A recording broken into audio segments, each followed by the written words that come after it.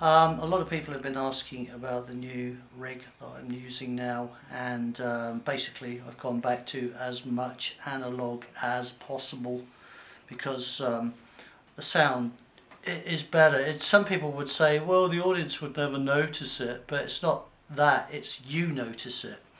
And when you're playing it, you can feel all those little bits of difference, and if you play what you feel is better, you'll have a much better gig. So it really just wins all ways. I've had this Strat now for quite some time, even though I'm thinking about changing the body. It's actually a Fender Strat Plus. I should warn anybody at this stage, if you're expecting anything about new material or about jumping about on stage, this isn't it. This is technical stuff only, so if you're not of a technical frame of mind, you're going to find this pretty boring. So those who like guitars, stick with it, because there might be something in it for you. There might be something in it for people who don't like guitars, but it's going to be a bit technical, and it's all on that basis. So this is a Fender Strat Plus, and I had this fitted a while ago with EMG pickups. And it's got Wilkinson trem on it. The only thing with the pickups is that I've also got the boosters. I've got a mid booster and I've got a high and low boost as well. And usually you get the mid boost coming in on the bridge pickup, and you get the the high and low boost coming in on the middle positions, sort of give that sort of glassy clean sound. You usually only get them on rotary knobs as well, which means if you want to kick it in very quick, you can't do it. It's a pain in the neck. So I had this, I took this to Charlie Chandler in Charlie Chandler's Guitar Experience, and he's completely rewired it. It's at the moment it's a little bit of a mess because it took so long to work out what it is I wanted that we sort of had to add things and carve it all up a bit. So it's actually not a straightforward setup, because what I wanted to have was the boosters that you could flick in with a switch. But there's only so many combinations that you can get on a 5-way switch. So what we had to do was go back to a 3-way switch and add an extra switch in there. That at the moment, if you flick that in, is simply just the neck pickup. With that off, it just goes all to the other configuration. The only real major difference I've had done to this that a lot of people wouldn't have had done is I've had the mid boost put simultaneously on the middle pickup and on the bridge pickup, so you get a much more honky mid range. I really like mid in guitar sound, because that is the tone and kind of the soul of it. And you know, people like Brian May and Carlos Santana, lots and lots of middle, and I like their tone. So I've gone for it being wide across these two, and the rest of it is you've got the high and low boost on the sort of clean jangly stuff. So that's mainly how it works. Now the main brain of difference down here is this fundamental thing called the GigRig, which ironically is made by a company called the GigRig in Swindon, literally just a few miles over that way. Got an Australian guy called Daniel Steinhardt. It's a brainchild of his. Put this thing together because a lot of guitarists still like their old pedals, but you know, they lose signal and there's always problems with them powering them and all this sort of thing. And he has thought of everything to actually combat most of these problems. And of course, the great thing is you don't lose tone. And you know, I'm kind of hesitating to say that because it's so important. You know, as soon as you start putting pedals in the equation and other stuff, you lose tone. And the great thing about this is that, as far as I can see, has been the key objective of this is a Pro 14, this one, of the GigRig stuff. It's about the tone. So that's really great. And a lot of guitarists have been using digital stuff You know, we're sort of fighting with it because the input's very low on it, the output, you know, you lose so much signal and tone, and it sounds kind of processed as well, so it just feels a little bit wrong. And the great thing about this is that it's very, very, very organic. The great thing about it is it's got 14 presets, and all these little switches here bring in combinations of all your effects pedals. It's got 10 effects loops, and because it's, well, dare I say, only got 10, I mean that's enough, more than enough for most people, but I wanted some more. So I've got these loopy twos, which means I can have 2 pedals on each loop as well. So that kind of like doubles up a lot of possibilities. I think at the moment I'm running about 18 pedals. So this brings in any combination of those. And all my sounds are kind of preset on here. I mean, this is a classic chorus sound. I have been using TC Electronics G system for the last couple of tours, but really found that it was sucking out so much tone. It was a real fight to, you know, get it to sound really, really nice. However, there are a couple of sounds on it which I think are superb. One of them is the chorus sound, but it's not really the chorus, it's actually the detune setting. The chorus sound, I really don't like chorus. It's too washy and 80s-ish for my liking. I actually like a very glassy sound, almost like an acoustic guitar. So that's really what I'm going for. And I'm actually on one of the loops here, I do have this G system set just on that one sound. And it's a big thing to use for just one sound, but I can't find anything else that sounds as good. It's a very clear, bright sound, almost like a sort of 12-string type of thing.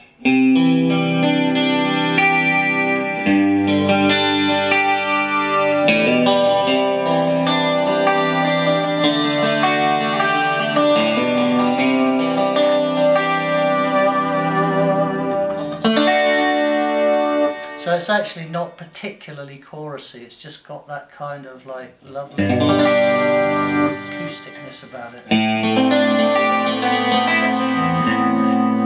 So that's one of the sounds I use a lot. Also, the other clean sound I like to use quite a bit is a phaser, which is a Boss phaser, just the ordinary, what's it, the PH2 I think it's called, which is very good, slightly speeded up. For stuff like, I mean, I use it for stuff like Paintbox. I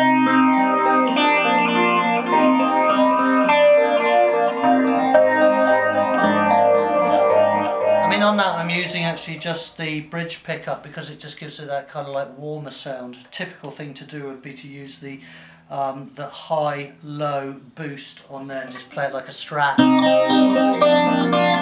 I'm doing that all night long, so for this one song it's nice to have one that's a bit sort of darker. And a nice atmosphere as well with it. For all the delays I'm using, or most of the delays, I'm using this timeline thing, which is made by a company called Strymon, and it is absolutely superb because you can preset. I mean, what you've got on here is you've got tape delays, you've got lo-fi delays, you've got analog delays. I mean, you've got, as well as many others. Like, I mean, you've got digital. I think there's what, 12 different kinds of delay on there. I love the sound of analog delay and tape delay, so I'm using those quite a lot. The great thing about the GigRig Pro 14 is that it has a MIDI out as well, so it's so intuitive for guitarists because you can just take the MIDI out and plug it to the timeline MIDI in, and press these buttons here. Sorry, the phone rang, we had to get it, so we're chopping this in. The great thing about the GigRig Pro 14, the MIDI 14, is that you've got the MIDI straight out of there that goes into the timeline, and every one of these patches, you just press it and it just goes to a preset on there, so you can have a different delay for every sound you've got in there, which is really, really good. So at the moment I've got that on an analog type delay, and that's just with a basic phase sound. Other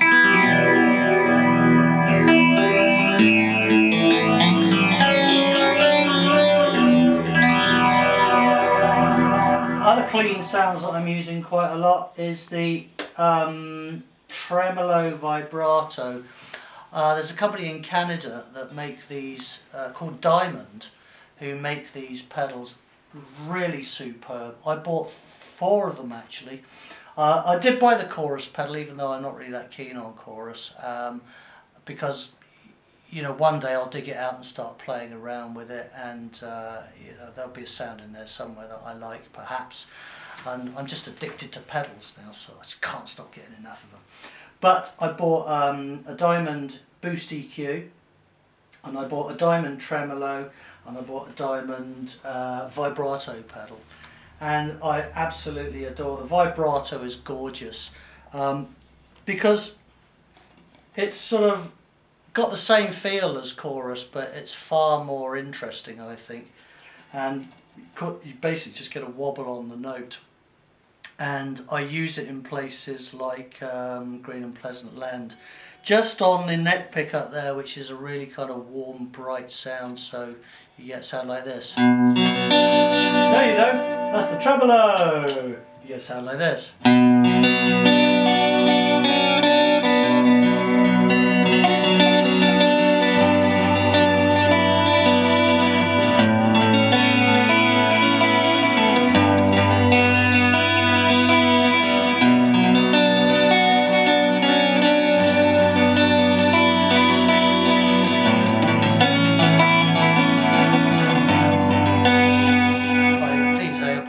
For the playing, I've let my nails grow a bit long and they're getting in my way. They need trimming. They grow really fast when you keep playing a lot, every day.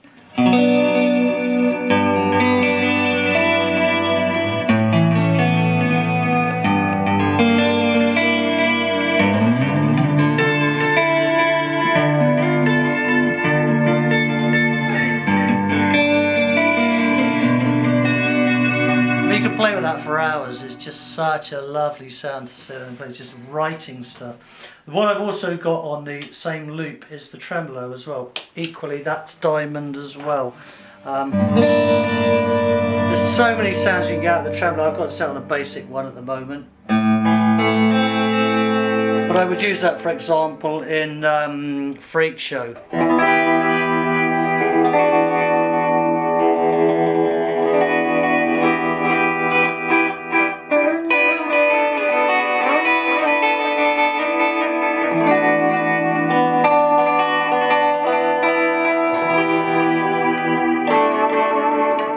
Atmospheric sounds, those pedals, really good. Other clean sounds are just, that's got no effects at all, apart from one little device I've got. You can't see it, it's in the board there somewhere. In a way, this is probably one of the best pedals I've got. It's by a company called Exotic, and it's called an EP booster, which is supposed to sound like an old Echoplex tape delay turned up and driven. I think the valves in it give this sort of sound, and it really is a great pedal. If you just put that in front of all your drive pedals, or it's just in front of your amp, it just gives everything so much life. It just seems to kind of magically pick out the right guitar tone, and I've got that on this sound, this clean sound here. Also on here I've got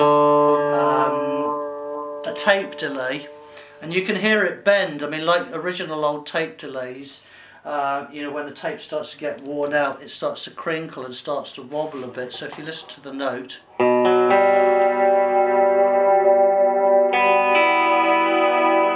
you can hear it sort of struggling a bit, but the atmosphere that you get, you hear it just then.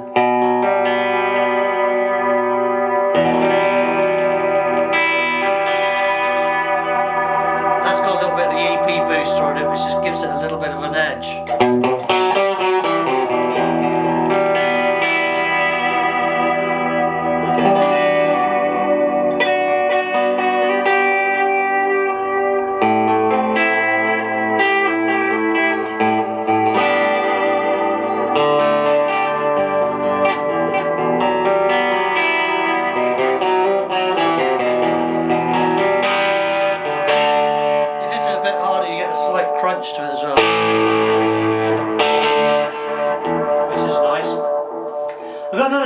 called the Experimental Crunch, which is using the Diamond EQ booster.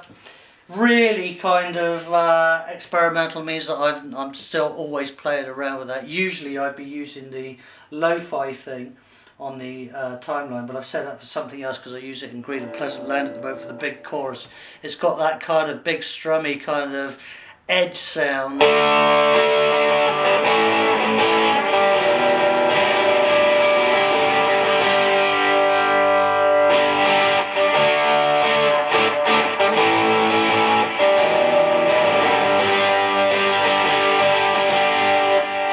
Driven, but it's got a bit of anger about it. The other sound on here I just call Lat because it's quite similar to an Andy Latimer kind of sound, guitarist with Camel.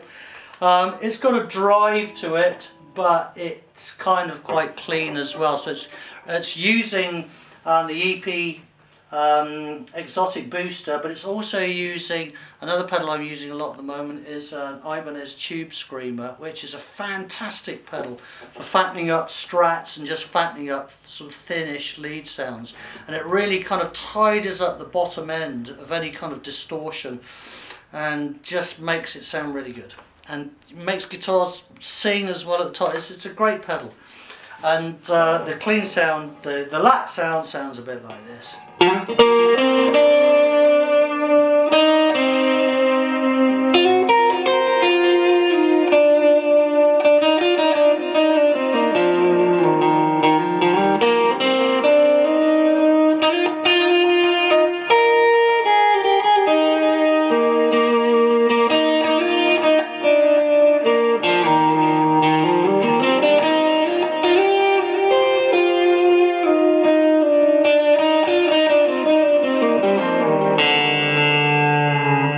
I use it in Indigo for that clean solo. It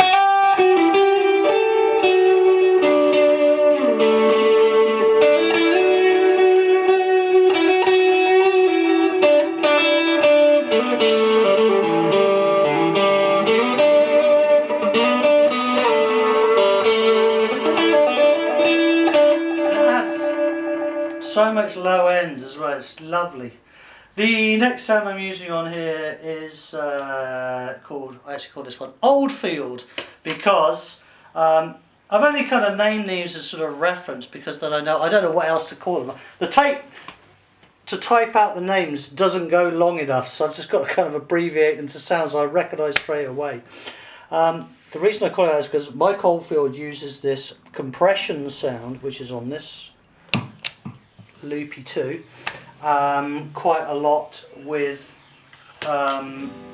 sort of front EMG pickup, so you get a very warm bass sound but very compressed as well.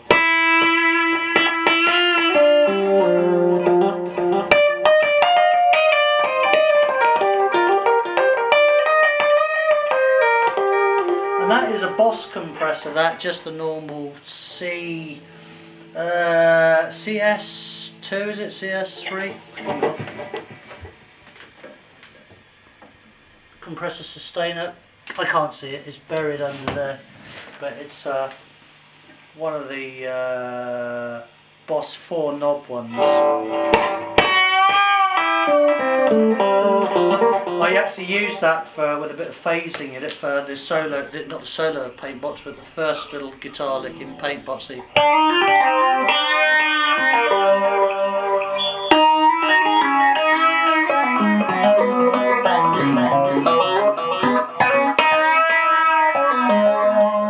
Lovely sound. Also within that there's a lot of other sounds that I can get. If I take the phaser off and leave the compressor on but change the pickup selection, I can get more of a sort of, I mean not with that kind of delay, it doesn't have this sort of delay, but more of a sort of Mark Knopfler, Shining on You Crazy Diamond, Gilmore type of single note thing, that sort of.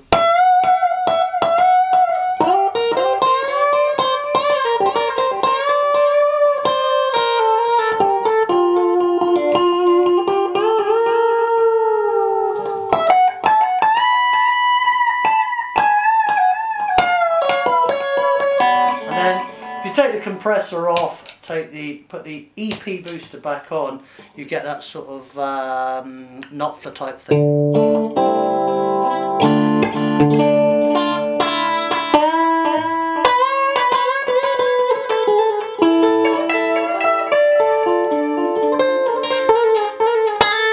So there's a lot of delay on it at the moment, so.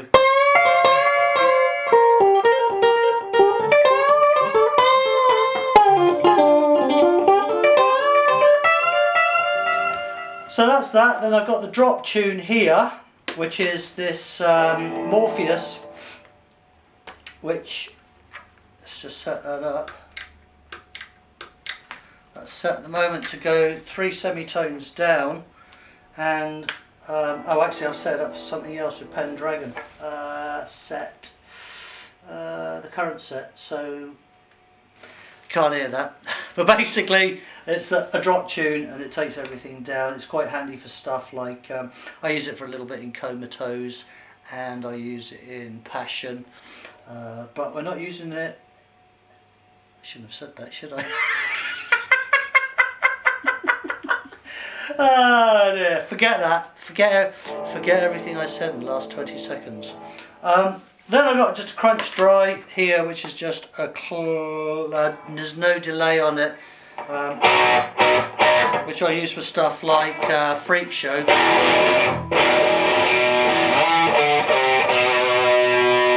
And Green and Pleasant's also got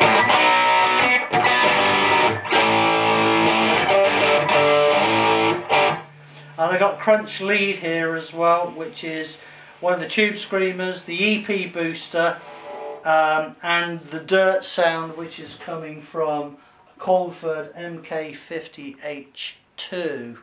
I was using the custom audio over there, but it blew up at Tebo's party, so I've gone back to using the Colford, and I really actually, it's an amazing amp. It's very British. It's not quite as focused and, should we say tidy, it might be the wrong word, but you know, with the custom audio it's a very tidy, organised sound, and there's something a little churlish about the Cornford. It's got attitude, and it's gorgeous to play because it just kind of spills out loads of harmonics, and it's just got masses of personality, and I really like that amp. So the other things that I'm using in this setup for basically, let's say, my lead sound are, I would be using the overdrive channel of the Cornford with, and the front end of that has got the Exotic EP booster. It's also got the Ibanez Tube Screamer on it. And for the delay, I'm actually using an Electro Harmonics Memory Man. So I've got 2 delays. The Electro Harmonics is great for lead stuff because it just sounds a little bit more bright than the Timeline. That's great for sort of effects and your lo-fi and your analog delays, but I know the Memory Man's analog, but the Memory Man just seems to kind of do it for me on the lead stuff. I really love it. So that's what I've got. My 2 crunch sounds are here. Lead sounds are here, which is more like a crunch lead. So I've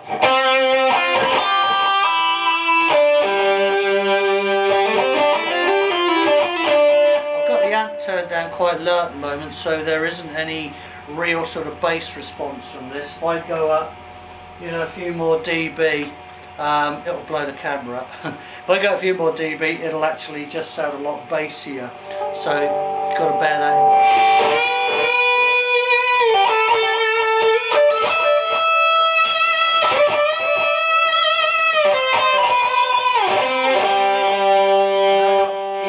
Even more drive on this, just a straightforward. And then with the neck pickup, you get a real smooth.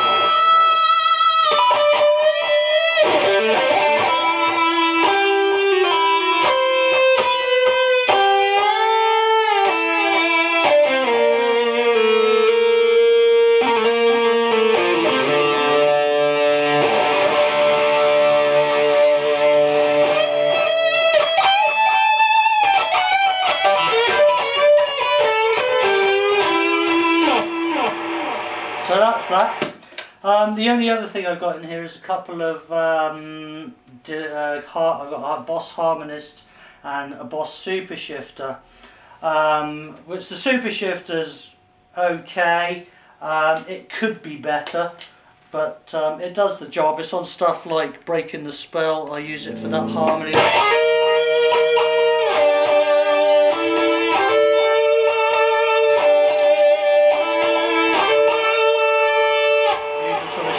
Stuff. And the only other pedal I got here is the Harmonist, which is fantastic because it's instant Brian May. Is that one off? Yeah. It's instant Brian May. It's a 3-part harmony, and they've really nailed this pedal because it does sound really, really good. It doesn't seem to glitch as much as most harmonizers for guitar, so that's always nice. And it sounds like this.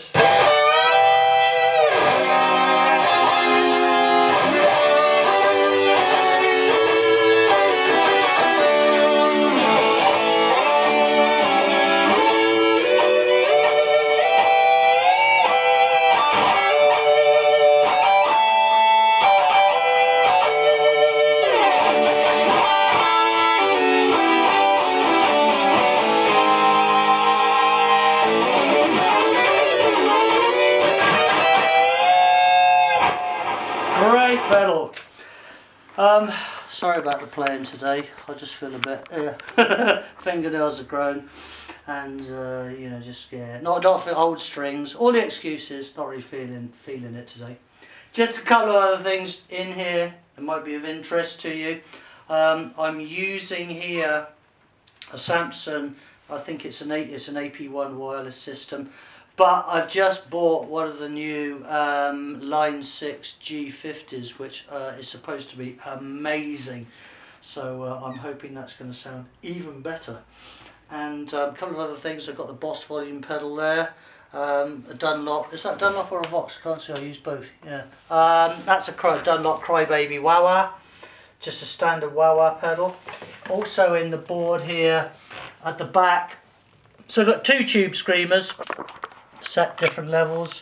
You've got the Boss compressor, you've got the Diamond vibrato, the Boss phaser, and I've also got an Electro Harmonics Electric Mistress flanger, which I bought to really sort of just play around with to see what we could do with it, but so far I haven't really done very much. And I've got the Memory Man there, and then the other pedals as you can see on top here. The other thing that I should point out is that because there's all sorts of weird and wonderful powers for some of these pedals, all that has been taken care of by the GigRig stuff. I've just got one mains in there that goes to distributors and different kind of adapters, which is all in the brains are all hidden under there. Oh, don't forget under there as well I've got the exotic EP booster as well, very important. So that's how everything's powered under there. So the last thing on this board is this thing called the Z cable, which is another thing from the GigRig. Basically, if you're running loads of looms or wires or effects, sends and returns everything, you're going to lose signal. So if you get one of these gizmos, it's pretty much like hardwiring your guitar output straight to your amp input. I mean, it really is incredible. It's one of those things that if you plug it in and use it, you think, oh, that's not doing anything. But when you play around with it, you start thinking, there seems to be a kind of a glassiness to the tone that I've never known before. Or when you use leads or power chord type stuff with distortion on, there's just some kind of personality that seems to become apparent. I mean, the other day I took it out of the equation and I wondered why everything sounded so dull.